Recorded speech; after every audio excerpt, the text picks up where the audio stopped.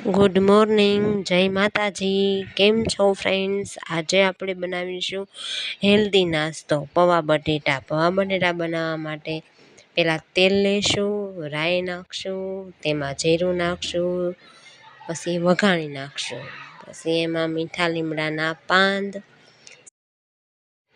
સિંગના દાણા નાખીને પછી આપણે નાખીશું એક સમારેલું બટેટું નાખીને આપણે એને કૂક થવા દેશું. કૂક થઈ ગયા પછી જોઈ લેશું બટેટું ચડી ગયું પછી આપણે એમાં નાખીશું એક સમારેલી ડુંગળી, એક કટિંગ કરેલું મરચું. એને આપણે ઘડીક લેવા દેશું, ચડવા દેશું. તે સડી જાય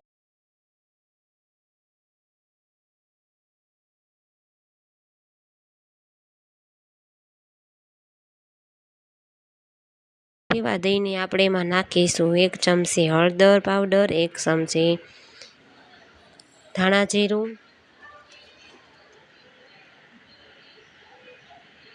એક ચમચી મીઠું.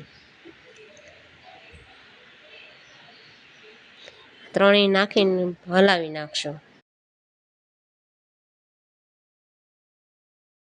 એક ચમચી ખાંડ નાખ્યા પછી આપણે એમાં નાખીશું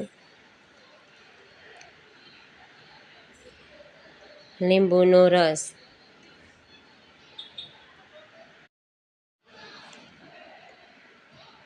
તેમાં આપણે નાખીશું લીંબુનો રસ. એક લીંબુનો રસ નાખ્યા પછી આપણે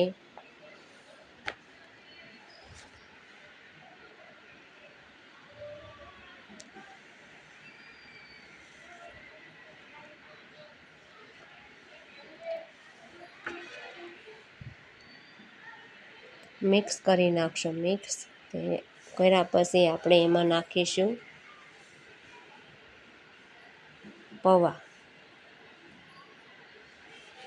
પલાળેલા પૌવા નાખીશું.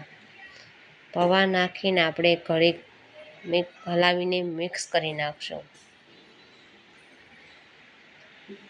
એક સરખા મિક્સ થઈ જાય પછી આપણે એને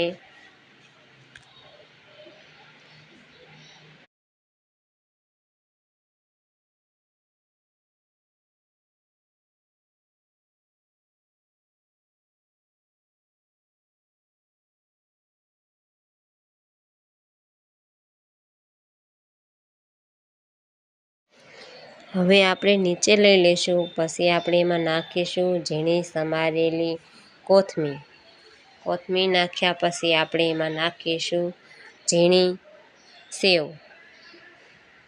સેવને આપણે નાખ્યા પછી એમાં નાખીશું તૂટી ફૂટી નાખ્યા પછી આપણે એમાં થોડીક પાછી ઉપરથી ઝીણી સમારેલી કોથમીર નાખીશું. તૈયાર છે આપણો હેલ્ધી નાસ્તો પૌવા બટેટા. હવે આપણે તેને લંચ બોક્સમાં ભરી લઈશું. પૌવા બટેટા નાખીશું. પૌવા બટેટા નાખ્યા પછી આપણે એમાં નાખીશું જાંબુ. એ પણ હેલ્ધી. જાંબુ નાખ્યા પછી થોડીક ખારસીંગ, ડાળિયા. નાસ્તો આપણો તૈયાર થઈ ગયો. હેલ્ધી અને હળવો નાસ્તો તૈયાર છે.